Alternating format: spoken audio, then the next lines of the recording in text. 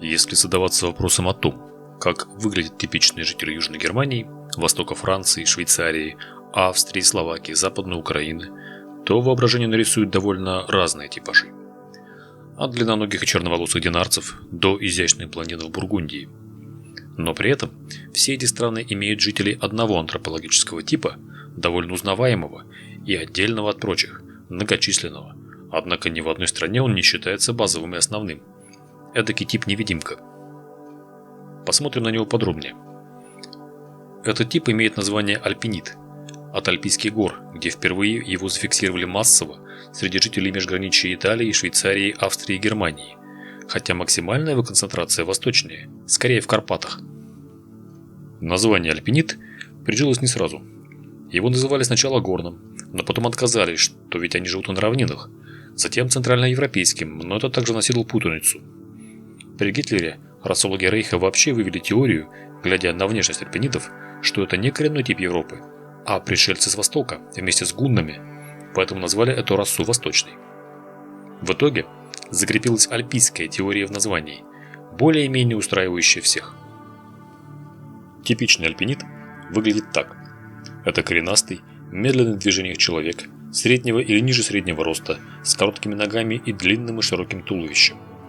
У него круглая голова, круглое лицо, короткая шея, тон кожи где-то между белым и смуглым, с некоторым желтоватым оттенком. Черные или каштановые волосы, темные, почти черные глаза. У них низкий, покатый лоб. Нос едва выходит за линию лица и обычно широкий, часто курносый. Челюсть также округлая и широкая. Губы тонкие, сильно выражены носогубные складки.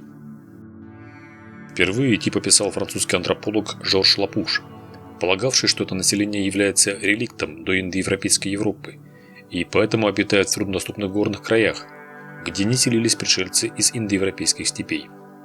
Однако позже тип обнаружили настолько широко, что его отдельные языки доходят до Урала и даже Казахстана, например, среди татар, марийцев, чувашей. И тут ученые озадачились тотально. Альпинит ломал устойчивую концепцию, что европейские расы происходят от кроманьонского человека, который в условиях холодного климата ледниковой Европы утратил пигментацию и стал более широким. То есть полугодовая зима Европы каменного века проходила для кроманьонцев в безвылазном сидении в пещерах у огня. Они практически не видели солнца и витамина D, что резко ухудшало выживаемость, особенно у маленьких детей. Поэтому те, у кого посветлела кожа и глаза от отсутствия меланина, получали на несколько процентов лучшую способность усвоить солнечные лучи и получить таки витамин D. Это стало фактором отбора, и выжили преимущественно те, кто был более блондином. Также в экстремально низких температурах тела менее рослые, но лучше накапливают жир, получают дополнительные баллы к выживаемости. На выходе получаем типа от Трёндера до Восточного Балтида, со светлой кожей и глазами и переходом от шкафообразных размеров к плотным и шарообразным формам по мере усиления низких температур зимой с запада на восток. А альпинит не такой. У него северное плотное сложение, как и полагается. Но пигментация осталась темной. Как это вышло, не очень понятно. Особенно там, где альпиниды живут в окружении светлокожих народов. Морфологические и описательные признаки альпинида таковы. Цефальный индекс – брахицефалия. У них одни из самых широких голов в мире. Лицевой индекс – мезопросопия, то есть лицо средних размеров в длину и ширину. Высота головы средняя, затылок округлый, нередко почти плоский. Горизонтальная профилировка лица – средняя. Лицо не развернуто в ширину, как у монголоидных народов, но и не резко собрано вперед, как у нордидов или средиземноморцев. Угол выступания носа к линии профиля малый, либо средний. Профиль спинки носа различается. Положение кончика носа, положение осей носовых отверстий, прямое, либо слабо вогнутая спинка носа, кончик горизонтальный, либо слегка приподнятый. Ширина носа – широкий нос. Наклон глазной щели – горизонтальный. Околоротовая область – тонкие и средние слизистые губ. Наклон лба очень малый. Надброви слабо выраженные, практически отсутствуют. Челюсть широкая, малой высоты. Подбородок выступающий, либо же прямой. Рост бороды и усов, третичный волосяной покров, средний либо сильное развитие бороды и умеренный либо сильный рост волос на груди. Цвет глаз номера 2-4 по скале Бунака. Темно-карий, светло-карий, желтый. Складка верхнего века средняя или сильная во внешней части глаз. Цвет волос номера 4 и 5 по шкале Бунака. Темно-русые, темно-каштановые, черно-каштановые, либо же черные волосы. Фототип кожи по Фицпатрику номер 3. Кожа хорошо загорает. Структура и форма волос прямые, не жесткие. Рост средний по мировым показателям, но ниже среднего по европейским. История с происхождением альпинида вышла из тупика с помощью открытия родства у балкано-кавказской и динарской расы. Альпиниды стали рассматриваться как еще одна часть этого ствола, только более адаптированная. У них схожие параметры пигментации и формы головы, все так же они предпочитают жить в горных массивах. Поэтому они не утратили пигментацию, так как пришли в Европу уже в эпоху сельского хозяйства и проводили зимы не в сумраке пещер или землянок, а в домах, став эдаким барьером между средиземноморцами и нордидами, обеспечив таким образом их независимое развитие.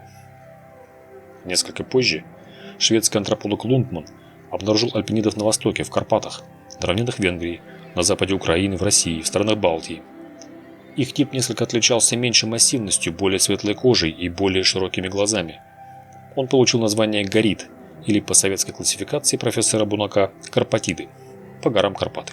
Гориды широко расселены на юге Польши, в Чехии и Словакии, на западе Украины и в России, в Молдове и в Венгрии. Часто можно увидеть их смесь с балтидами в славянских странах. Альпиниды доминируют среди швейцарцев на востоке и юго-востоке Франции, чисто в германских землях юга, на севере Балкан, Румынии. К числу загадок альпинидов относится то, что ряд альпиноморфных форм характеризуется квазимонголоидными чертами. По материалам Шейта такие морфологические особенности, как набухание складки верхнего века и вогнутый профиль спинки носа, встречаются в низовьях Эльбы чаще, чем в Восточной Прибалтике. И это указывает либо на значительную азиатскую компоненту, либо на некое эволюционное формирование независимо от монголоидов. Что интересно, альпиниды и гориды всегда занимают сферы сельского хозяйства. Вообще этот тип стал олицетворением европейского простонародья, и черты его лица используются для иллюстрации обывателя-простолюдина, как в России, например, эти функции у Балтида и Восточного Балтида. А вот в Украине сельский тип также имеет черты горида. Собственно, с миграцией украинцев в Сибирь и на Дальний Восток этот тип часто встречается и там.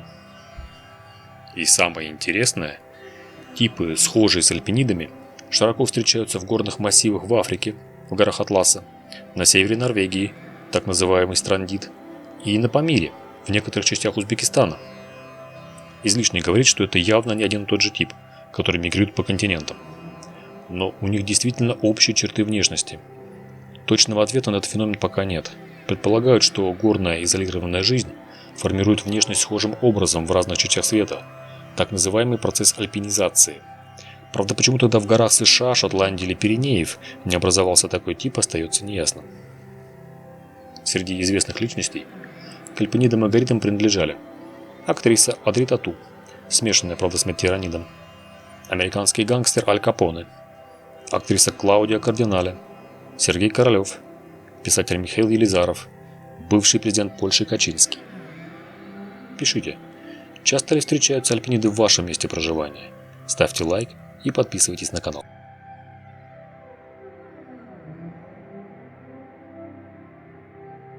Дорогие друзья, критики и те, кто видит мои видео впервые, хочу анонсировать вам перезапуск Boosty и Патреона на моем канале. Не секрет, что YouTube довольно жесткая система со строгой модерацией, как с точки зрения правил поведения, так и тематики видео. Многие темы являются табуированными, закрытыми, не подлежащими обсуждению, что сильно сковывает тематику. И поэтому на Boosty для россиян и на Патреоне для иностранных зрителей будут свободные видео на те темы, раскрытие которых на YouTube будет невозможным и грозит всевозможными карами. Например, есть ли отличия в интеллекте у разных расовых типов, красивы ли дети от браков разных народов или это миф, почему женщины предпочитают иностранных мужчин и как с этим связана биология, и вообще как ведется половой отбор и наследуются признаки, какова роль разных народов в революциях и войнах прошлых веков, почему Гитлер истреблял евреев, была ли советская власть благом для русского народа или истребила его, существует ли черный расизм, и многое-многое другое. Подписывайтесь на Boosty и Patreon, и получайте доступ к эксклюзивному контенту и обсуждениям.